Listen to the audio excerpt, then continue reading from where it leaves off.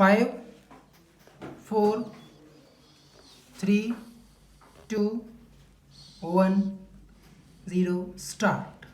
Therefore, it has to be ensured that they get some practical training.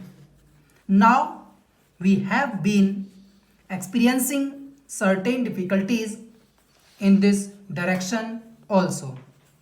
We have found difficulty in placing the young men who come out of our institutions in various plants and industrial establishments in order that they may acquire skill by practical training.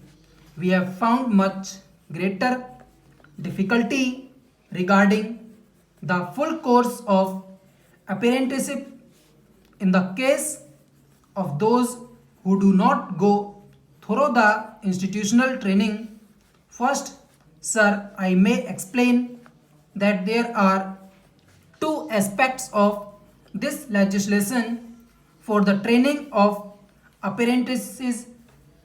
One is the objectives of regulation and enforcement of certain standards so that if a person receives training in one place, he can go to any part of the country for that type of work because there will be the guarantee that he had received training of the requisite standard that will ensure mobility of trained personnel throughout the country and also ensure that proper standards are being observed in training.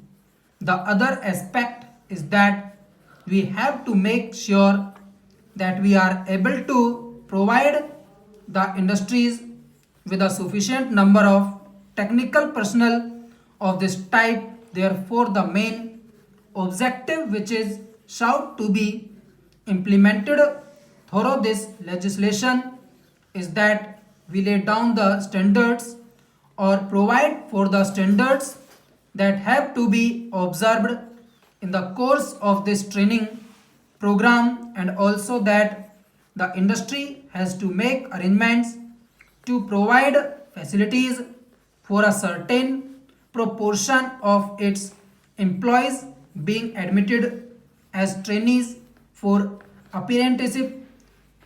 I will now refer to the various clauses for the bill just to explain very briefly the scheme of this proposed legislation. Chapter 2 refers in the first instance to the qualifications for being engaged as an apprentice. The age should not be less than 14 years and certain standards of education and physical fitness as may be prescribed have to be satisfied. Then the procedure is laid down as to how an apprentice enters into a contract apprenticeship so that a number of conditions affecting the relationship of the apprentices with the industrial establishment with the employer are properly laid down. Apart from these conditions, it deals with various other matters which are referred to in subsequent clauses. So the period of training is also to be prescribed. In the case of those who have passed the trade test conducted by the council,